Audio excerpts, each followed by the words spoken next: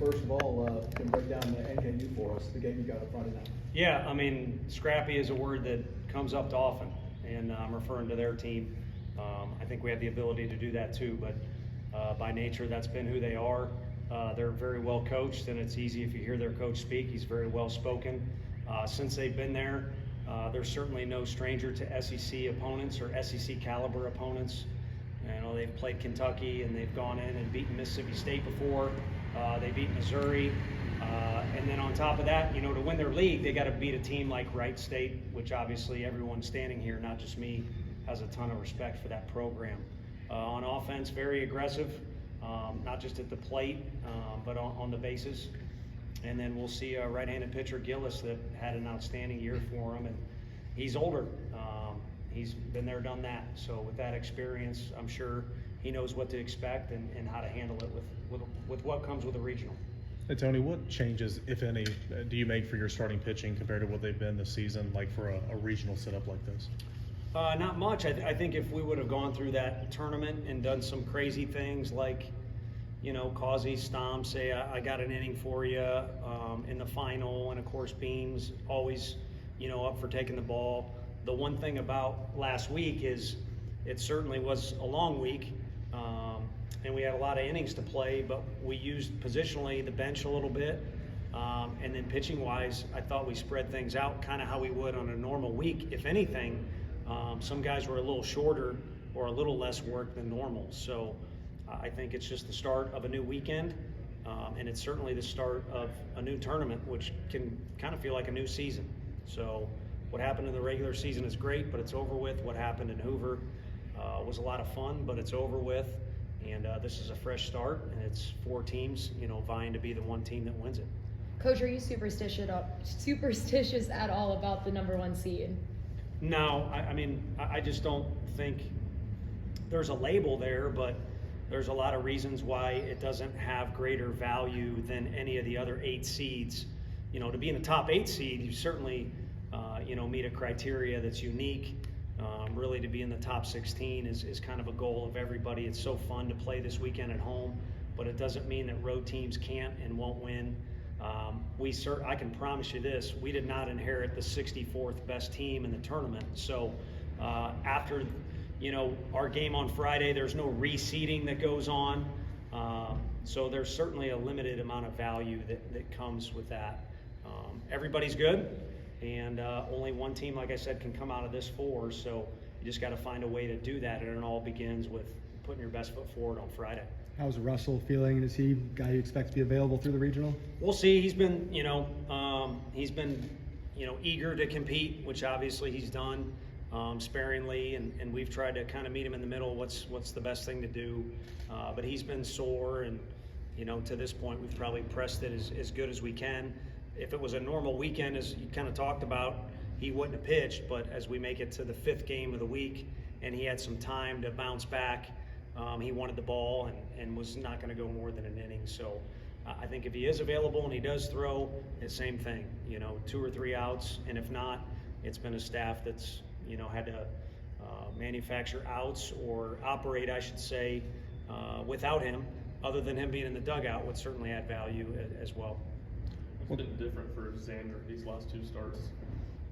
You know, I think if I was in his corner, I'd say, well, the coaching staff didn't cut him short. You know, you talk about each weekend's got a little different flavor and how it's going, and we make a quick decision a few weeks ago. But the last 2 starts, he's taken the ball and thrown with conviction and made us take the ball out of his hand, which, again, he could argue if I was in his corner that the time wasn't even right to do that because he was cooking pretty good. But to go back to the tournament philosophy, we didn't want to gas anybody out, so we felt it was good to get him out when we did, kind of at the pitch count we had thought about. But really, I think him being himself, he keeps getting better every day that he's been on our campus, and then he's been throwing the ball with conviction. What's the difference between pitching with conviction and trying to do too much, be more than you are? I think you start to see bad misses is one. I mean, there's a long list of things, but one thing that pops into my head, you know, it's not just applied to him, is the misses are poor. You know, they're either well out of the zone and you're not throwing strikes, or, you know, when you're supposed to throw to one side of the plate, it floats to the other. Or even when you do hit your target, it, you know, it's not a pitch that is through its target, kind of, again, floats to it regardless of what style pitch it is. Do you Tony? see Kavaris getting back to cleanup, or do you like the lineup how it is? It's been a busy week. We haven't got to that spot yet, but I would suspect that, kind of talked about this team. The unique nature of it is they've had success, but we've kind of had this Rubik's Cube deal going with our bullpen, kind of with our starting rotation for a while there. That's settled down. But what we would do in a Game 4 situation or even Game 5 situation has evolved, and the lineup has too.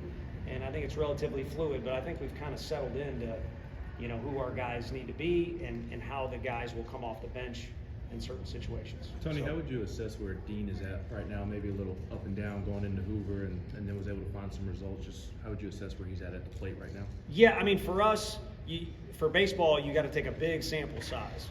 And, based off the phone interview I had today, my sense is when people watch, that they're into it, they're passionate, so they get frustrated based off 2 at-bats, or they get frustrated off 1 inning. It stinks. You have to be patient as a baseball coach, but you kind of got to take a summary of statistics or sample size. And if you take Dean's sample size, whether it's the whole season, 1 week, 1 month, he's pretty dang consistent. I said dang. So. What's the differences and similarities of last year's Southern Miss compared to this year's Southern Miss? Well, new head coach, but a coach that was a major part of what they were doing. So I think you're going to see some similarities out of the pitching staff, and then just that grit that program has always had. They had a lot of success under Coach Barry, and there was assistant coaches that took other jobs and are either head coaches or have moved on and things like that. But kind of that grit and that competitiveness, and I guess you'd call it a blue-collar approach or whatever you want to for brevity's sake. They're going to hook it up, and they'll get after it.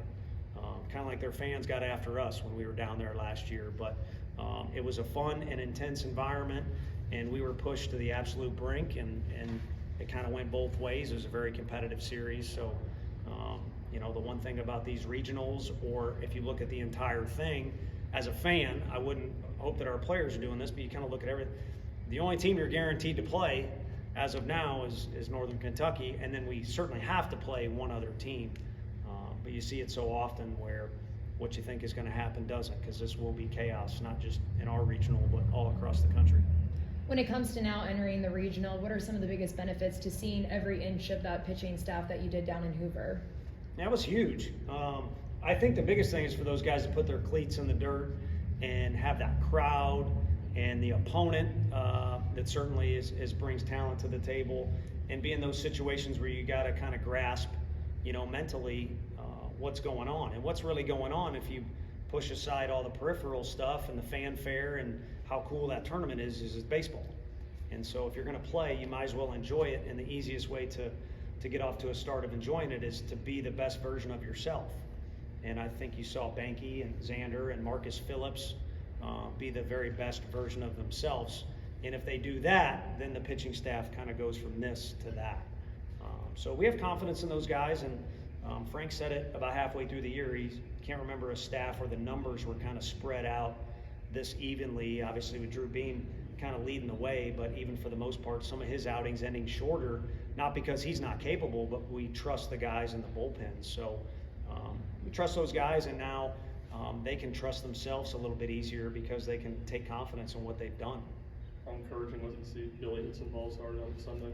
Yeah, I mean, you knew it was coming, and the guys say in the corner of the dugout all the time, that the group that's over there, is he's got to lead the country in hard contact outs or balls. One time someone said balls over 100 exit velo that end up in somebody's glove. And if you're a good hitter, that's part of the deal. Bregman was like that in college. I remember his junior year, he was scolding balls all over the place, and sometimes they go in the guy's glove. That's part of the deal. But we knew something would happen for him good, and it would be a flare hit and everyone would laugh about it, or it would be a big hit and everybody would celebrate it, and we'll take either one. But I kind of like the way that it went down. Anything else, Coach? Know that nobody's 100% health-wise right now. I know we spoke on AJ a moment ago, but overall for your team, health-wise, entering postseason play. Yeah, I think that's the one guy you don't know exactly, if he'll be available or what would be available. But as I kind of scan down the deal. It was nice Peebles caught the way he did, and that he and Chuck have been involved, so that the three of those guys can be trusted in any situation. Chuck's caught in Omaha, not just a regional. Those guys can be trusted in any situation, but I think they've all helped each other, manage the workload a little bit too. Those catchers in Hoover on every team, my dad was pointing it out, they're just soaking wet. So the fact we could balance that out a little bit was huge too. So, and then positionally, our nutritionist and of course Q, they work so crazy hard along with Woody just to make sure these guys are not just, feeling okay, but actually attacking the process of being hydrated or using recovery tools or getting rest or whatever it might be. So come Friday, everybody in the country they'll probably need to calm down more than they'll need rest. Did you manage your Monday or Tuesday any different given the 5 games in 5 days in Hoover? No, not really. We played earlier in the season without a Tuesday game against Auburn. So what we try to do is replicate that week prior to going to Auburn as best as possible. The one added benefit we get out of that is we don't have to travel.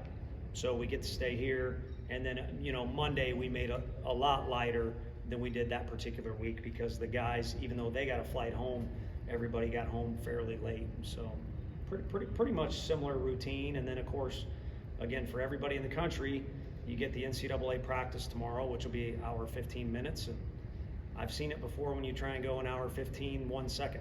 Doesn't work out too well. Thanks, Coach. Thanks, everybody.